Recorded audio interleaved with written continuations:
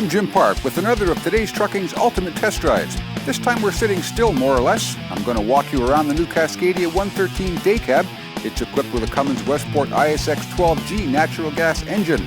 This one is fueled by compressed natural gas, so I want to show you the new fuel tank storage cabinets too. I'll go all the way around the truck pointing out some of the more significant new features, starting here at the back of the truck with the new exhaust after treatment system. This single canister, passive and maintenance-free three-way catalyst system replaces the DPF on the 07 engines and the SCR system on the 2010 engines. So you've got almost 1,000 pounds worth of exhaust hardware reduced down to just this. That's one of the real pluses about natural gas.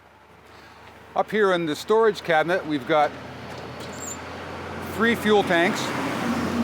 The total fuel capacity on this truck is 115 diesel equivalent gallons.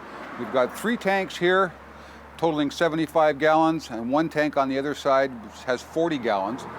And these were all redesigned in order to make them fatter yet shorter so that they would fit in this cabinet behind the cab without sticking out too far.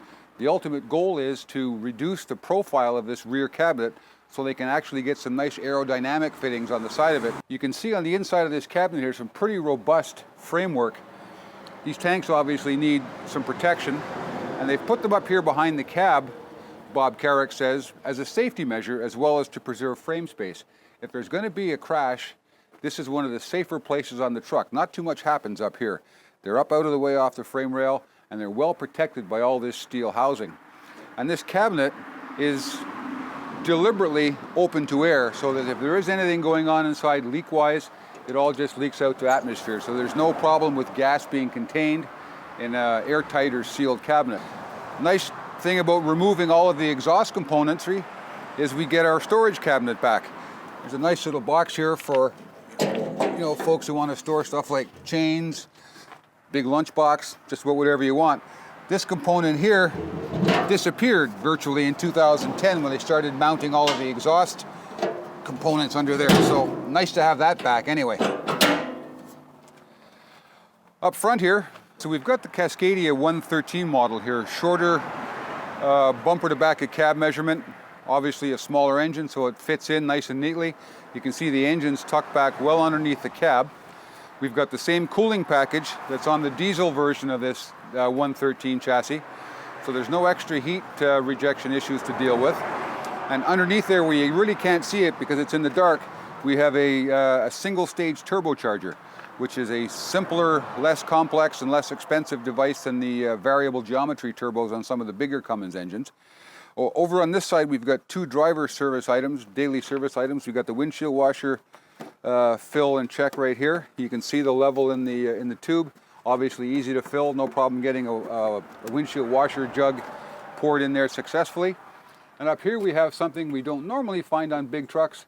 It's the automatic transmission fluid check tube. So this does have the Allison automatic in it, naturally a transmission fluid check pipe. Let's have a walk around the other side and we'll have a look at some of the other driver checkpoints. So over here on the driver's side, let's start with the air intake system. We've got the air-to-air cooler out in front of the radiator as usual. The air intake plumbing here, and then right into the natural gas throttling and mixing mechanism. That's where the natural gas makes its way into the airstream and then ultimately into the engine.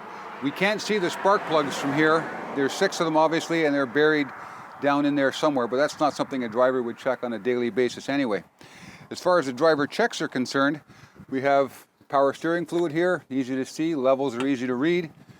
Coolant's up here in the surge tank above the radiator. Again, nice and clear, it's easy to see, easy to fill for the driver. Just pop the cap off and away you go.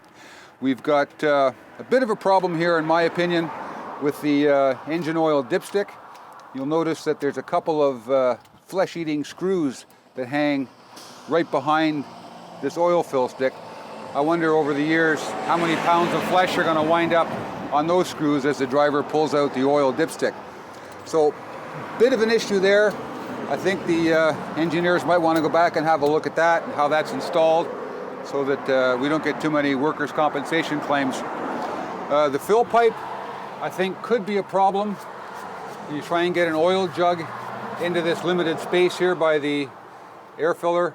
I'm not quite sure, haven't got one to check it out, but that would be something to look at for a convenience feature. Otherwise, could wind up with a bunch of oil spilled all over our really attractive red engine. This is a Cummins Westport ISX12 G, by the way. 400 horsepower, 1,450 pound-feet of torque.